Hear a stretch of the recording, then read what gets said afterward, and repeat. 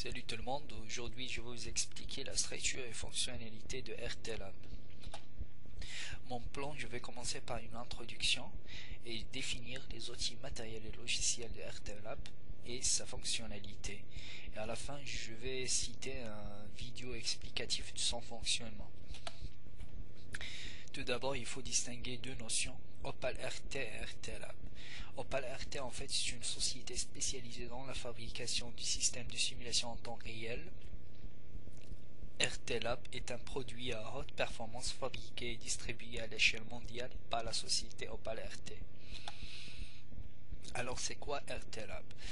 En fait est un logiciel industriel qui permet de réaliser des simulations entièrement virtuelles ou hybrides en temps réel.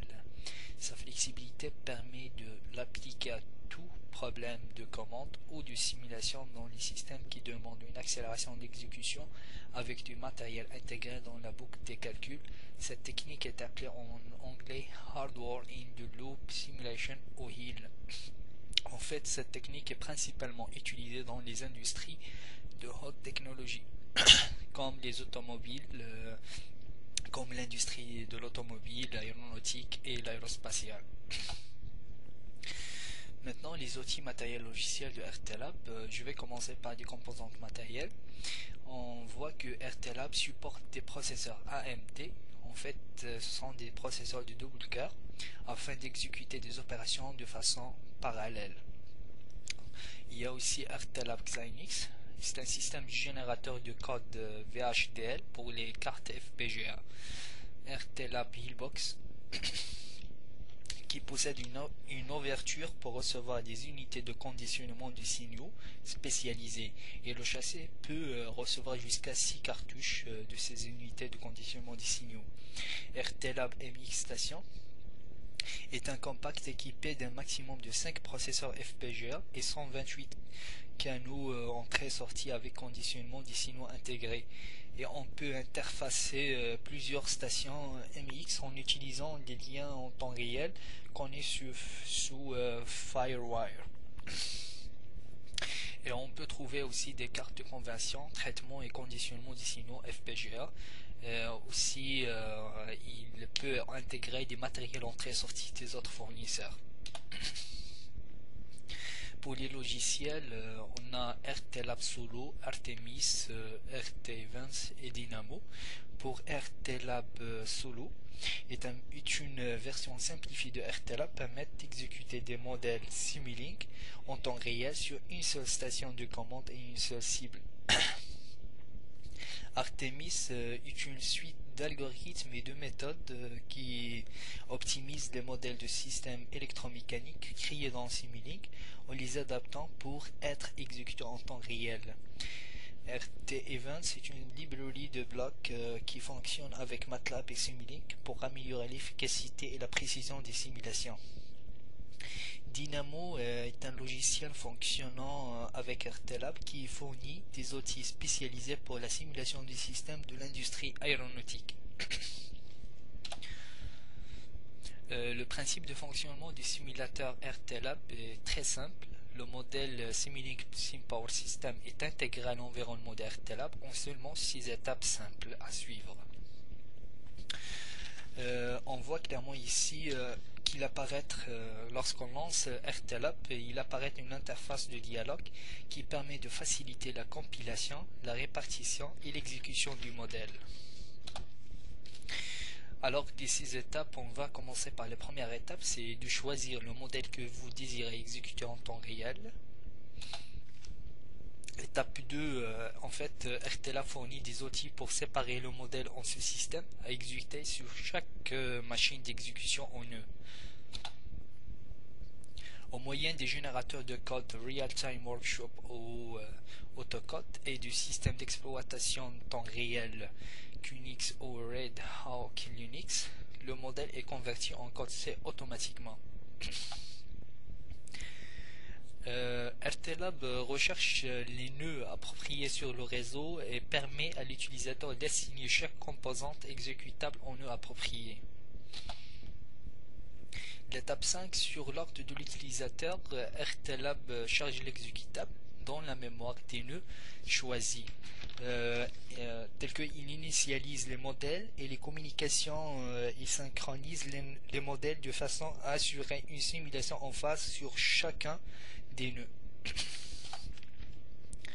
L'étape 5, c'est exécuter le système ou le modèle. On lance la simulation.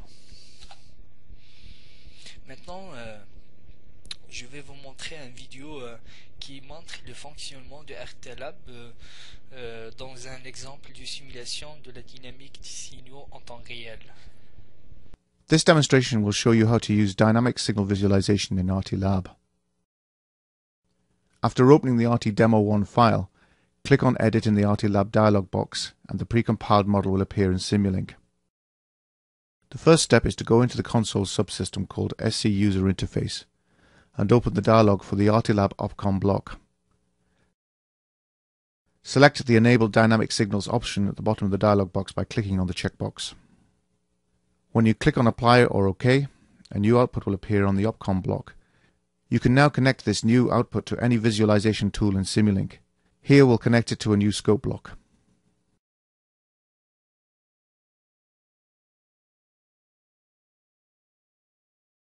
Now we can save and close Simulink and go back to the RTLab dialog.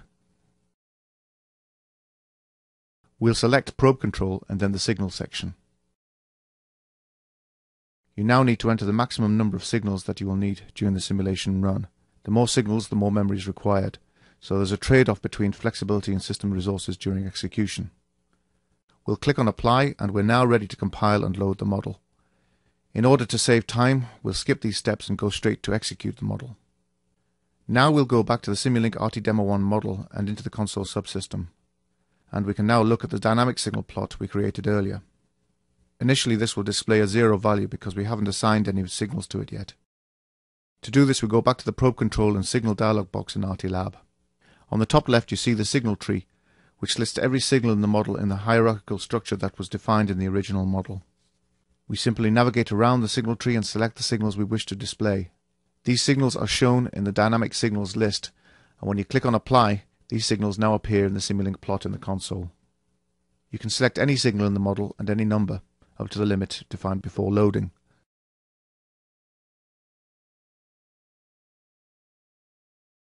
To remove signals, simply select the signal, click Remove and then Apply. In this way you can visualize any signal in the model while the simulation is running.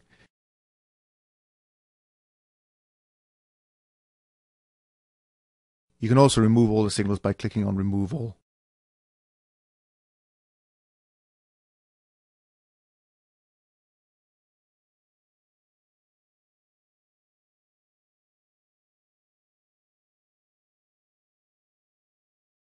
So that's how you can implement dynamic signal visualization in the original pre-converted, pre-compiled version of the model.